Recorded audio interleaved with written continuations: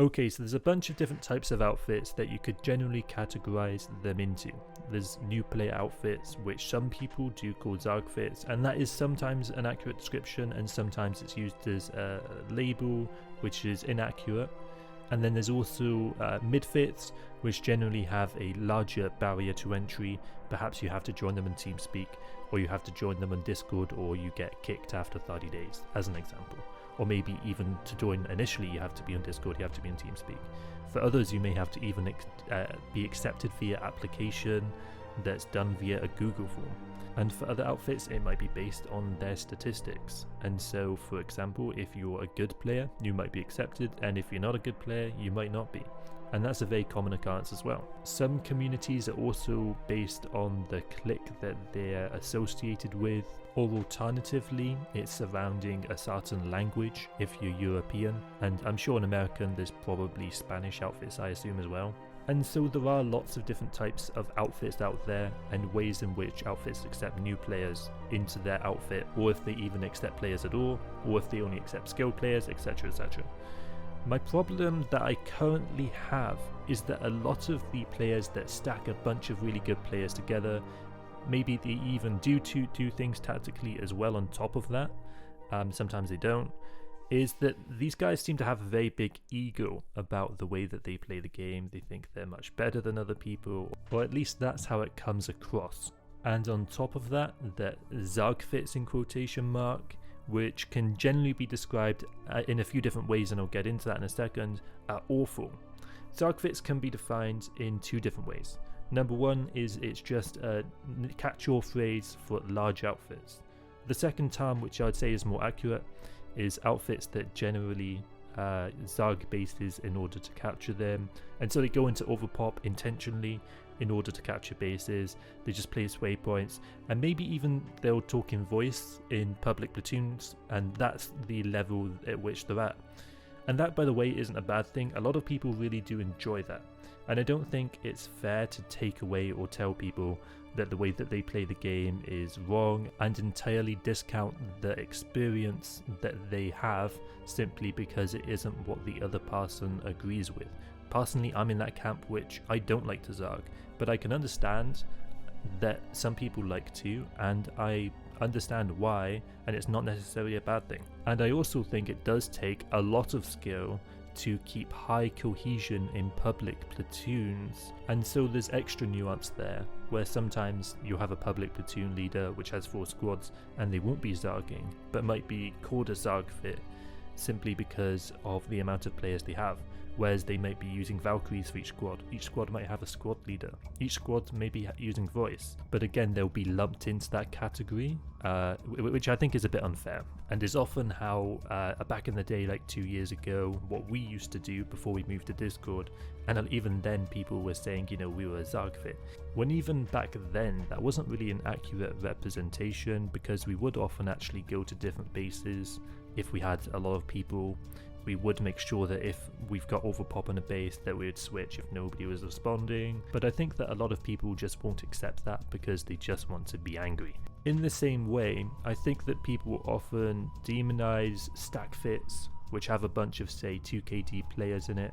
Maybe the barrier to entry might be quite high, or maybe it's even just like relatively high, like you have to go through some questionnaire in order to join, for example, in certain outfits. And I think that these people are thought of as stacking disproportionately onto bases, and that makes capturing the bases rather easy, and that often can be the same as smurfing on other games. And I think there is some like statistical and logical validity to that opinion. At the same time, however, oftentimes on top of having that statistical advantage, which is real, and it does make capturing bases a lot easier, let's just be honest, like it's way easier, it's ridiculously easier, but at the same time, because of these players' commitments levels, because they've been playing the game for longer on average often, and because they're more tryhard more often, they'll also use things like callouts, they'll have really good logistics, they'll make sure that they don't overextend, they'll make sure that they're using grenades at the correct times, and they may also sometimes be going against max pushes occasionally, which are very strong, and it depends server to server as to how much you face that, and that does even the odds somewhat, to be fair. And that is something that I used to relish doing because I found it quite funny, but nowadays, over the last year, I would say we very rarely get, like, 24 maxes to push onto a point in a ridiculous manner and just carb stomp whatever's there. So now I've described Zergfits, I've generally described Stackfits and, say, organized tactical squads, which are often confused as well. I also want to talk a bit about Midfits, which generally speaking might be more specialized, and so they might enjoy specifically playing around in vehicles in a really skilled way where they are getting a lot of kills on other armor. And there may be other outfits which have slightly higher barriers to entry. For example, they'll only play with people that are on Discord, and they might do various different ops. Sometimes it might be infantry, sometimes it might be vehicles, sometimes it might be fun dumb ops, and so that kind of stuff has some nuance there as well. Okay, so now that I've kind of defined each type of different outfit in a broad way, which isn't obviously ever going to be 100% accurate, now I can go into what I have a problem with and what I see a lot in this community. I think I see a lot of people disrespecting people that play in different ways than them. I see sometimes, it's a lot less rare to be fair, but I do see kind of like large outfits be very salty at smaller groups of players, and to be fair, they might be antagonistic towards them, but I do see that. But more often what I do see is smaller outfits, or sometimes even very statistically elevated outfits, being very antagonistic, rude, demeaning towards less skilled outfits. And to me, this is predicated on the idea that's totally incorrect, that they're somehow better simply because they play the game in a different way. Whereas I think logically, just because you decide not to play with new players, or just because you decide to play with players which are more casual, doesn't mean that suddenly you should be proud when you obviously are going to easily capture bases against an opposition. And so say the defenders of that base have a 1 KD and the people trying to capture it have, say, a 1.5 KD on average, or say even a 2 KD on average. You can see how that difference sometimes simply leads to a base capture based off those statistics. Now within that there is some nuance, because if, say, the less skilled opposition, in order to compensate, decide to overpop the base, and that is the meta on some servers. On Cobalt, I've tried to avoid doing and tried to dissuade other people from doing because I don't think it's as fun. But in general, I have noticed that even then, a lot of people will overpop bases in order to try to defend against a force. And so in doing that, you do make it so that even if the outfit is more skilled, you say they got, say, a 1.5 KD on average, there at that point is a level playing field because the other side has overpop. And so things do become a lot more fair. And so part of the reason that you can definitely defend the idea of stacking a bunch of good players together is because it is necessary in order to capture bases often, because the opposition will overpop that base. But then the opposition will say, you shouldn't have zarged us. But they are creating an environment which is unfair and needs to be responded to in a way in order to make it fair. Now 2 years ago I did talk to these kind of people and have tried to debate with them, and their defense was simply that you should just get good or just get better players. And that has some credence to it, but at the same time people aren't taking into consideration that everyone does have a skill ceiling, people have different commitments levels, and simply excluding other people because of that I don't think is entirely something that people should expect. And from a more holistic, macro strategy scale, I've always come at it from the perspective that if you're going to be playing on a faction, you want all of the outfits on that faction to be as good as possible. You want them to be as skilled as possible. You want them all to get along if possible, or at least be neutral is the idea. Sometimes people will be on different platforms, for example Discord or TeamSpeak, and so there's a bit of a communication gap there. And other outfits may decide that they want to be angry and rude to the other outfit, and I can't control that either.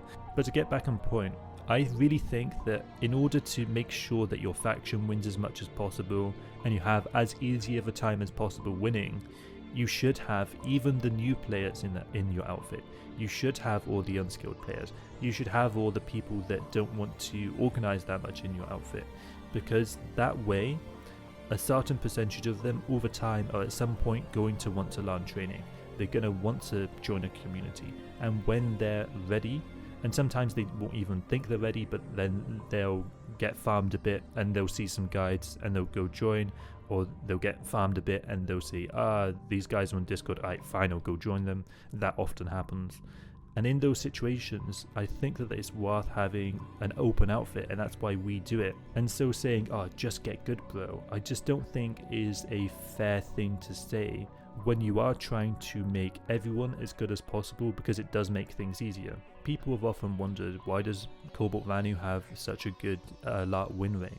And if you look at the statistics of our players in average, all of the outfits on Vanu, if you look at them statistically, except for one which I won't mention, all of them do very well statistically. All of them are at least of a decent skill. And making sure that even the large outfit within that faction has a good amount of skill, a good amount of training, a good community, means that your faction doesn't have to rely on super salty players or try-harding super hard as a crutch in order to get over the fact that half of the people on the faction have no interest or just aren't given the information in order to do well. So I do think that there's a place for everyone in this game, but I do think that oftentimes people do say, Zergfits are bad, or even occasionally people say Stackfits are bad, and they'll entirely miss out on the nuance that I've laid out in this video. I also think it's super easy as a content creator, or to be honest anyone, to give into simplistic thinking, and also you're rewarded for it, by the way, because people do want to just hear what they want to hear. And so people do want to hear, Zerg's bad, or Stackfits are bad. I would love to hear what everyone else thinks in the comments. Feel free to say whatever you want. I'm interested to hear your thoughts. Until next time, I'm out. GG. Bye bye.